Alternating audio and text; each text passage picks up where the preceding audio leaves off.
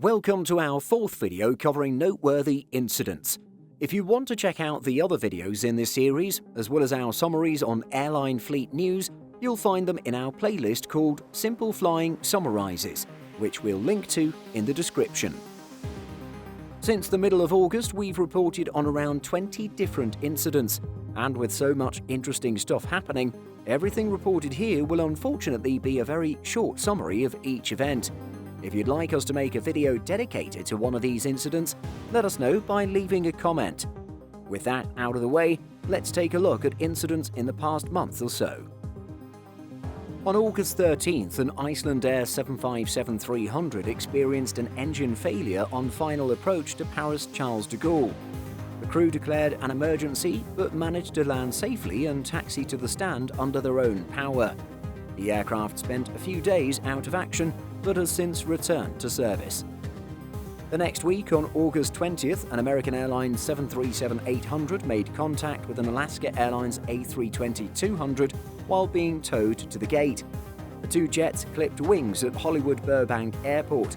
There were no customers on board either aircraft, and there were no reported injuries. The next day, on August 21st, an Aerore 737-230F was heading to Bogota from Mitu in Colombia. However, as the aircraft was taking off, the main cargo door opened, forcing the jet to return back to Mitu Fabio Alberto Leon Bentley Airport. No injuries were reported in this incident. Then, on August 23rd, an Alaska Airlines flight from New Orleans to Seattle experienced a cell phone fire on board. The 737-900ER had touched down in Seattle when the incident occurred. The airline tells Simple Flying that the crew acted swiftly using fire extinguishers and a battery containment bag to stop the phone from smoking. Evacuation slides were deployed due to hazy conditions inside the cabin. A few days later, on August 27th, an unruly passenger caused a disturbance at Miami International's Gate D23. What appears to be discontent over mask rules, the passenger in question started to become verbally aggressive towards people in the gate area. The incident soon escalated, with the passenger becoming physically aggressive. This included aggression towards employees in the area as well as some inanimate objects at the gate. The Miami-Dade Police Department said the incident involved a military veteran in crisis and that the passenger in question was transported to a local hospital for treatment and evaluation. That same day, a Biman Bangladesh flight from Muscat to Dhaka was forced to divert when the flight's captain became incapacitated. The incident, which was initially believed to have been a heart attack, caused him to lose consciousness. Cruising at 37,000 feet, the first officer took control of the aircraft and diverted to Nagpur in India. Resuscitation attempts were made during the diversion, which saw the aircraft touch down safely after 40 minutes. Upon landing, the captain was taken to hospital.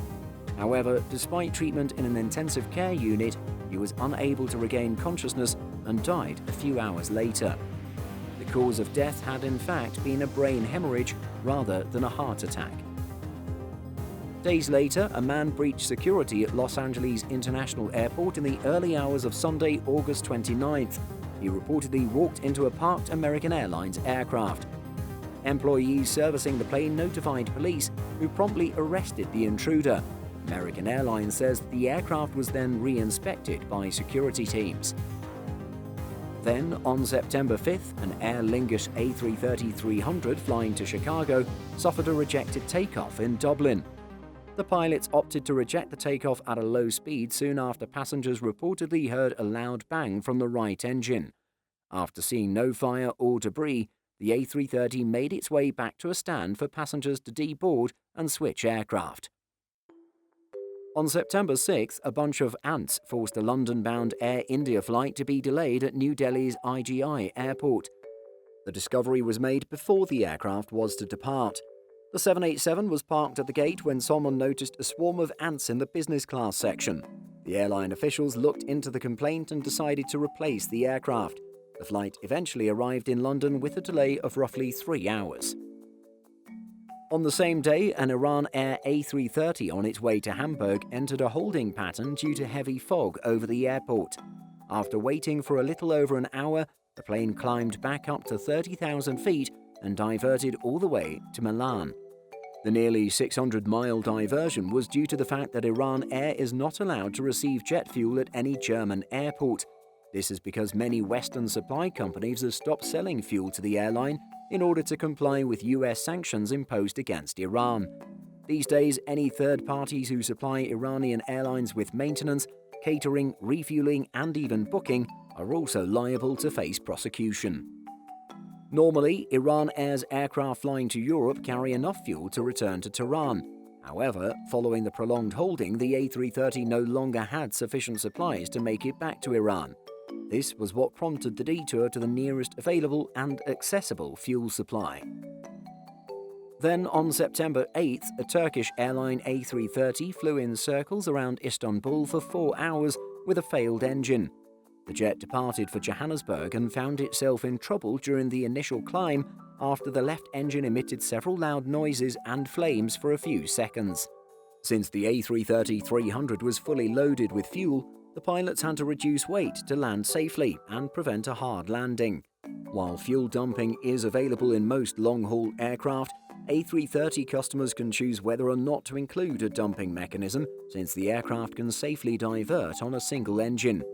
As we don't know if this A330 had fuel dumping capabilities or not, it's unknown if this was the reason for the extended holding pattern. Days later, a bomb threat forced a diversion and full aircraft search in Hong Kong. This took place on September 13th and had a Hong Kong Airlines flight to Shanghai diverted back to Hong Kong after an hour and a half in the air. 2 threats over several days were reported via the Airport Authority website, both of which have proven to be hoaxes. On September 15th, a Lufthansa Airbus A350 heading to Chicago burst a tyre taking off from Munich. The flight was north of Glasgow when the decision was made to turn the plane around. The Airbus landed at Frankfurt, Maine later in the day.